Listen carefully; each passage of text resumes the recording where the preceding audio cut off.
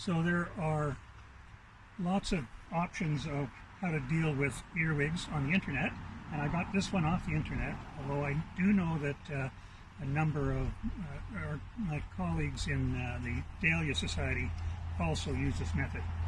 Now you can use, these are some of the props that you're going to need if you're going to use this procedure.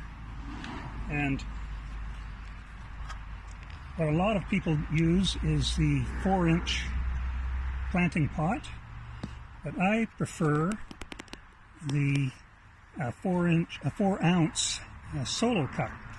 And what I do with the solo cup is I just take a bit of spray paint, and this way I can knock down the color so it's not competing with my dahlias when it goes up on the post. And it actually disappears as the plants get bigger. They will disguise these. You won't even see that they're on there. The other thing that you're going to need is a roll of paper towel. And what I do is I just take the paper towel and I tear it in half, and then these two pieces fit nicely inside the cup.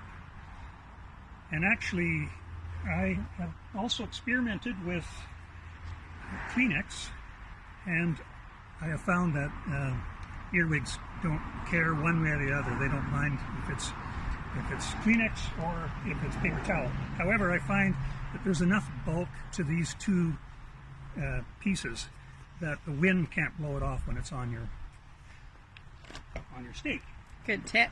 And the other thing you're going to need is later for dispatching the earwigs is a bucket of just plain water, and in it I put a few squirts of liquid soap. You probably know earwigs are nocturnal and they need a place to hide during the day.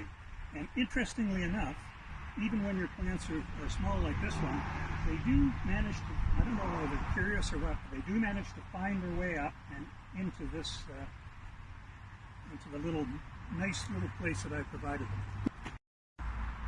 With this bucket, in the bucket you put a bit of fresh water, and then you put a little bit of liquid soap, and that stops the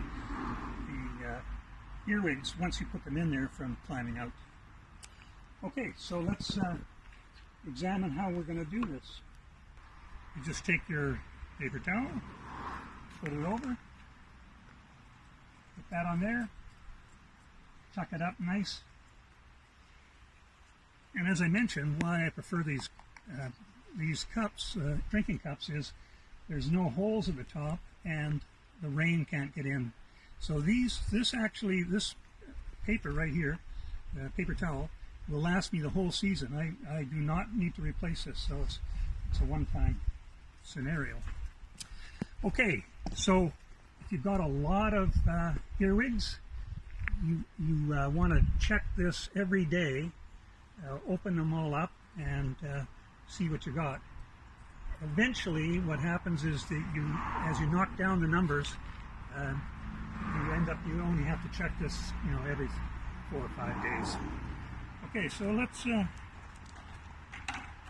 see what we got.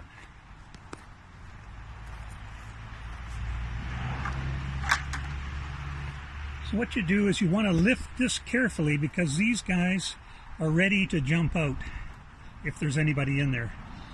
And sometimes you'll see them right up on here. But there's nothing worse than spending 4 or 5 days and setting all this trap, and then the guy gets away on you, because they're very fast and they're hard to find on the ground once they get away. Okay, so you just pull it open, and there we are, and in the water they go.